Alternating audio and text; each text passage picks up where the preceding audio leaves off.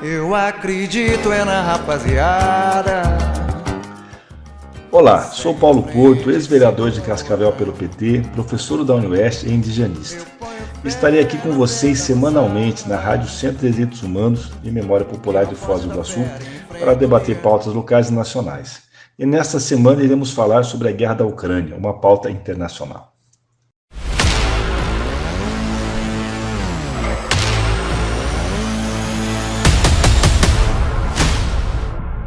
Hoje, como não poderia deixar de ser, falaremos sobre a invasão da Ucrânia por parte da Rússia de Putin. Notícia que vem tomando todas as manchetes nacionais e internacionais, até porque esse conflito é a maior operação militar em terras europeias desde 1945. Mas para falar da Ucrânia e da Rússia, precisamos recuar no tempo e falarmos justamente da Segunda Guerra Mundial e da Guerra Fria que a seguiu. Afinal, como diria o bom Marx, a história nos ensina que nenhum raio cai de um céu azul. Bom, com o final da Segunda Guerra Mundial e a gigantesca vitória do Exército Vermelho, e aqui cabe um parênteses, lembrando que os demais aliados somente pisaram no continente europeu em junho de 44, no famoso dia D, quando os rumos da guerra já estavam definidos devido ao avanço incontestável das tropas soviéticas a partir da frente oriental. Isto é, quem ganha a guerra em solo europeu não são nem os americanos e nem os ingleses, mas o exército soviético. O que dá à União das Repúblicas Socialistas Soviéticas, no final dos anos 40, uma imensa credibilidade política e moral após a guerra, diante de toda a Europa e todo europeu, até porque quem realmente, como eu já disse, derrota o monstro nazista e sepulta literalmente o nazismo são os soldados soviéticos, em sua grande maioria russos. Tanto é que após a guerra, tanto Churchill como Roosevelt saudavam Stalin, comandante do Exército Vermelho, como, aspas, o maior estadista e comandante em armas da Segunda Guerra Mundial, fecha aspas. Claro que essa história vai ser recontada depois a partir de uma ótica, de uma narrativa mitológica do Ocidente e vai alçar os americanos como os responsáveis pela derrota de Hitler. Mas isso é pauta para outra conversa. Voltemos à questão da Ucrânia e sua relação com a Rússia. Esta vitória soviética foi seguida por um amplo aumento de sua área de influência. Vale lembrar que praticamente todo o leste europeu, como Polônia, Hungria, Tchecoslováquia, Romênia, Iugoslávia, entre outros, eram estados socialistas que faziam parte do chamado Bloco Soviético, sendo a Ucrânia uma das repúblicas socialistas soviéticas desde antes da Segunda Guerra. E justamente para evitar e combater essa expansão política e territorial da esfera de influência soviética, o Ocidente, a partir dos Estados Unidos, em 1949, criou a OTAN, Organização do Tratado do Atlântico Norte, uma organização militar que unificava quase todo o bloco europeu com o único intuito de fazer frente ao chamado, aspas, expansionismo soviético, ou perigo vermelho, fecha aspas. Lembrando que estamos agora em plena Guerra Fria. E os antigos aliados da Segunda Guerra se dividiam em dois blocos. Um bloco do campo socialista mais ao Oriente e Oriente Próximo, como a China e a União Soviética, e o campo capitalista mais ao Ocidente, Europa Ocidental e Estados Unidos da América. A Guerra Fria se estende até os anos 90, quando, a partir da liderança de Gorbachev, a União das Repúblicas Socialistas Soviéticas se dissolve.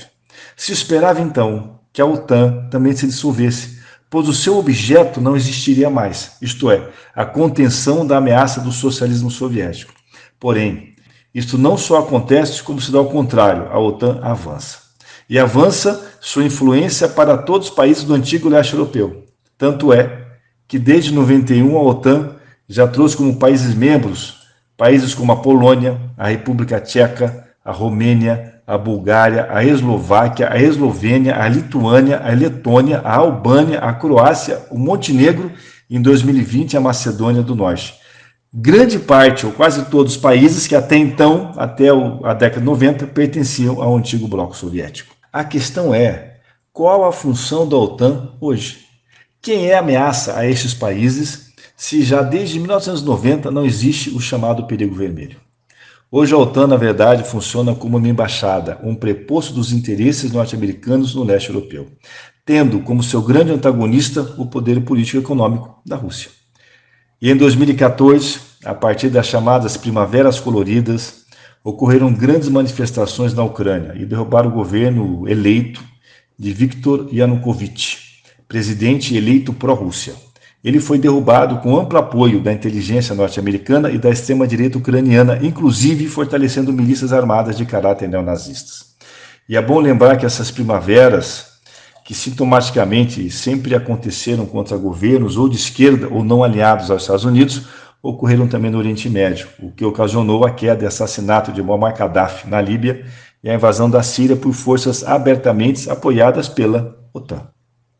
Fruto desse golpe de Estado em 2014, a Ucrânia mergulhou em um caos político e econômico, tendo como resultado uma grande violência interna, com o assassinato de vários sindicalistas, militantes de esquerda e lideranças pró-Rússia.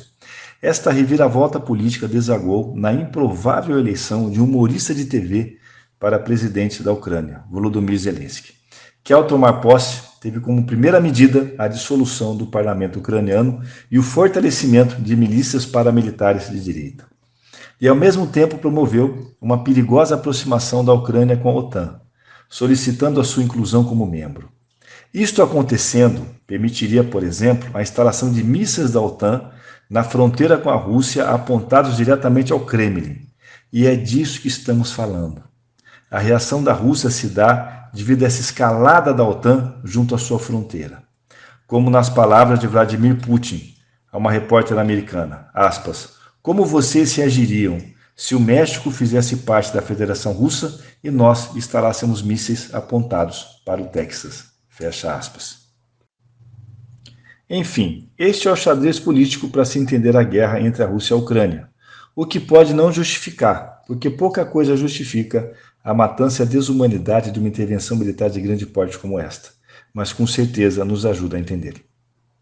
E para não dizer que não falei de Bolsonaro e da estranha visita fora de hora do nosso presidente à Rússia, a verdade é que tal episódio foi só mais um triste capítulo da burra diplomacia bolsonarista, que tem levado o Brasil ao submundo da credibilidade junto aos demais líderes mundiais.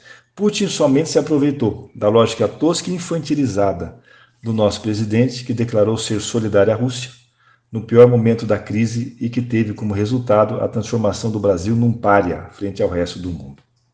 Enfim, o que poderia se esperar do encontro de uma galinha verde com o velho urso das estepes orientais? Paulo Porto, para a Rádio Centro de Direitos Humanos e Memória Popular de Foz do Iguaçu. Boa semana a todos e todas e vamos à luta. Que não corre da raia a troco de nada. Eu vou no bloco.